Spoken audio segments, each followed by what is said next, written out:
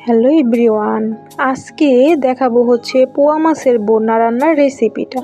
তো এখানে হচ্ছে আমি পোয়া মাছগুলো ভালো মতো কেটে ধুয়ে নিয়েছি এবং পরিমাণ মতো হলুদ এবং লবণ মাখিয়ে রেখে দিলাম। এখানে দিয়ে দিলাম কড়াইতে পরিমাণ মতো তেলটা ভালো মতো গরম করে নিয়ে এরপর হচ্ছে আমি একে একে মাছগুলা দিয়ে ভালো করে ভেজে নিব। একসাথে কিন্তু আমি সবগুলা মাছ দিব না, কারণ এই মাছটা যেহেতু একটু নরম, তো এটা হচ্ছে ভেঙে যাওয়ার চান্সেস থাকে। এই জন্য আমি 3টার মতো মাছ দিয়ে আলতোভাবে নিচের পাশটা ভাজা হয়ে গেলে উল্টিয়ে দিব, কারণ সফট মাছ যেহেতু একটু কেয়ারফুলি উল্টাতে হবে। তো মাছগুলা হচ্ছে আমি ভালো মতো একটু লাল লাল করে ভেজে নিলাম। তো সবগুলা মাছ ভাজা হয়ে গেলে এরপরে ওই তেলের মধ্যে দিয়ে দিলাম পেঁয়াজ কুচি এবং কাঁচামরিচ কুচি। তো পেঁয়াজ কুচি কাঁচামরিচ কুচিগুলোও কিন্তু ভালো করে আমি একটু ভেজে নিব।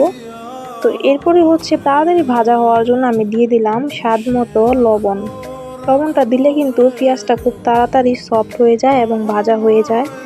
তো লবণ দেওয়ার পর আবার হচ্ছে একটু নেড়ে চেড়ে আমি কিছুক্ষণ সময়ের মতো পেঁয়াজটাকে একটু ভেজে নেওয়ার পর এরপর হালকা একটু জল দিয়ে দিব। এরপর হচ্ছে আমি গুঁড়ো মশলাগুলো একে একে অ্যাড করব। পেঁয়াজটা হচ্ছে কিন্তু সুন্দর একটা কালার চলে আসছে। এখনই হচ্ছে আমি দিয়ে দিলাম পরিমাণ মতো হলুদের গুঁড়ো এবং একটু জল। এখানে আমি অবশ্যই গরম জল দিয়েছি, যেহেতু আমার হাতের কাছে গরম জল ছিল, আর গরম জল দিলে কিন্তু রান্নাটা খুব তাড়াতাড়ি হয়ে যায়। তো জল দেওয়ার পর আবার হচ্ছে এখন মশলাটাকে পেঁয়াজের সাথে ভালো করে কষিয়ে নিব, যে পর্যন্ত নাকি পেঁয়াজ থেকে তেল তেল ভাবটা বেশি না উঠছে ওই পর্যন্ত কিন্তু ননস্টপভাবে কষাবো। যত বেশি কষাবেন তত বেশি মজাদার হবে বোনাটা। তো ফাইনালি কিন্তু পেঁয়াজটা কষানো হয়ে গিয়েছে। এবারই হচ্ছে আমি ঝোলের জন্য পরিমাণ মতো জল দিয়ে দিব। এখানে বেশি জল দেওয়ার প্রয়োজন নেই, কারণ যেহেতু বোনা বোনা রান্না হবে। ঝোলটা দেওয়ার সাথে সাথে আমি মাছগুলা সবগুলো একে একে দিয়ে দিব। যেহেতু গরম জল দিয়েছি, সাথে সাথে কিন্তু ঝোলটা ফুটে গিয়েছে।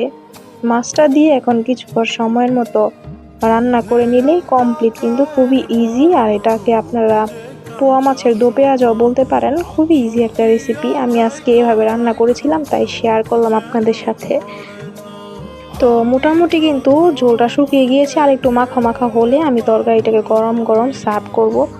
তো আপনাদের কাছে এই শর্টকাট রান্নার রেসিপিটা কেমন লাগলো? তাছাড়া আজকে সবাই বাড়িতে কে কী রান্না করলেন সেটা কিন্তু কমেন্ট করে জানাবেন।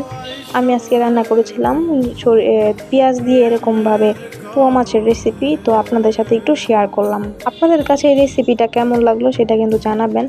সো আজকের জন্য এই পর্যন্তই ছিল। Thanks for watching. টাটা।